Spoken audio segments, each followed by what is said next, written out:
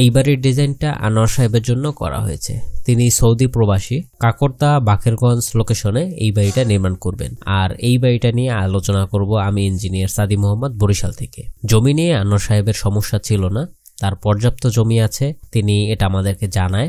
তার সাথে তার চাহিদাগুলো আমাদেরকে নোট করে লিখে দেয়, আমরা তার চাহিদা অনুযায়ী ডিজাইনটা করে দিই। তিনি ডিজাইনটা পছন্দ করেছেন, আশা রাখি আপনারাও এই ডিজাইনটা পছন্দ করবেন। আপনারা আপনাদের মতামত কমেন্ট বক্সে জানাতে পারেন। এবার আসি এই বাড়িটাতে কি কি আছে। প্রতি ফ্লোরে 2টা ইউনিট আছে, প্রতি ইউনিটে 3টা বেডরুম, একটা ড্রয়িং ডাইনিং আছে, আর কিচেন, টয়লেট, বারান্দা এগুলো তো আছেই। 2106 স্কোয়ার ফুট এরিয়া নিয়ে ফ্লোর প্ল্যান সাজানো হয়েছে। গ্রাউন্ড ফ্লোরে ছোট একটা পার্কিং আছে আর 2টা ইউনিট আছে।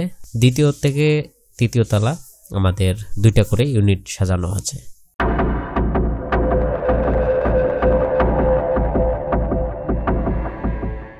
তো এইটা হচ্ছে আমাদের গ্রাউন্ড ফ্লোর প্ল্যান। আমাদের এখানে লম্বায় আছে 47 ফুট 4 ইঞ্চি, পাশে আছে 46 ফুট, আর লম্বায় আরেকটু বেশি আছে। পোর্স সহ আমাদের প্রায় 51 ফুট 52 ফুটের মতো আসবে। তো এটা হচ্ছে আমাদের গ্রাউন্ড ফ্লোর প্ল্যান।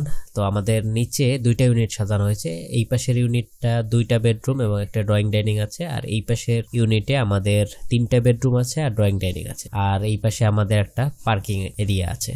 যদি 3D ভিউ থেকে আপনাদের একটু সংক্ষেপে এখানে দেখাই, তো সিঁড়িঘরের এই সামনাটা আমাদের একটা পোর্টস থেকে ভিতরে প্রবেশে আমাদের সিঁড়িঘর থেকে ভিতরে আমাদের 2 পাশে 2টা ইউনিট আছে, আর এইখানে আমাদের একটা পার্কিং এরিয়া রাখা হয়েছে। আর ডিজাইনটা আপনারা দেখতে পাচ্ছেন কত সুন্দরভাবেই সাজানো হয়েছে, মডার্ন এবং ক্লাসিক 2টার কম্বিনেশনে ডিজাইনটা সাজানো হয়েছে। তো দ্বিতীয় তলা থেকে যদি আমি আপনাদেরকে বিষয়টা বুঝাই, তো দ্বিতীয় তলা আমাদের নিচতলা ইউনিটের মতন সেম 2টা ইউনিট, প্রত্যেক ইউনিটে আমাদের 3টা বেডরুম আছে, ড্রয়িং ডাইনিং আছে। প্রথমে প্রবেশই আমাদের drawing dining area 15 foot by 11 foot, এবং ড্রয়িং ডাইনিং এর সাথে আমাদের একটা কমন টয়লেট আছে এবং একটা কিচেন আছে। কিচেনের সাইজ হচ্ছে 7 ফুট বাই 6 ফুট 7 ইঞ্চি, এবং কমন টয়লেটের সাইজ হচ্ছে 7 ফুট বাই 4 ফুট। সামনের দিকে আমাদের বেড নাম্বার 1, এই বেডরুমটা ভালোই বড়, 13 ফুট 9 ইঞ্চি বাই 14 ফুট 4 ইঞ্চি। তো এই বেডরুমের সাথে সামনে বারান্দা আছে 10 ফুট বাই 3 ফুট, এবং অ্যাটাচ টয়লেট আছে 4 ফুট বাই 7 ফুট। এই পাশে আমাদের ক্যাবিনেট আছে, এবং ওয়াশরুমের যে পাইপলাইনগুলো যেন দেখা না যায় এই জন্য এই পাশে একটা ভয়েড রাখা হয়েছে। তো এই আর কি।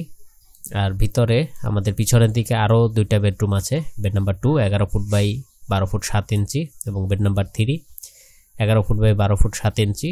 তো এই বেড নাম্বার 3 সাথে আমাদের আবার অ্যাটাচ টয়লেট আছে 7 ফুট বাই 4 ফুট, এবং একটি বারান্দা আছে 6 ফুট বাই 3 ফুটের। এই পাশের ইউনিটও সেম একইভাবে সাজানো হয়েছে। তো এই আর কি আমাদের আজকের ফ্লোর প্ল্যান। তো এবার আমরা খরচ হিসাব নিয়ে আলোচনা করব। আচ্ছা, এখানে যে প্ল্যান দেখানো হয়েছে 2106 স্কোয়ার ফুটের মধ্যে যে প্ল্যানিংটা করা হয়েছে, এই প্ল্যান অনুযায়ী যদি আপনারা এই বাড়িটা নির্মাণ করেন, এখানে যেভাবে দেখানো আছে ঠিক একইভাবে যদি নির্মাণ করেন, তাহলে বর্তমান বাজার মূল্য হিসেবে আপনাকে 1,10,00,000 টাকা বাজেট ধরে রাখতে হবে। আর এই খরচটা কিন্তু 3 তলা পর্যন্ত আপনার A to Z একদম মাটি কাটা থেকে ফিনিশিং কাজ পর্যন্ত মজুরি খরচ এবং মালামাল সব সহ এই খরচটা ধরা হয়েছে।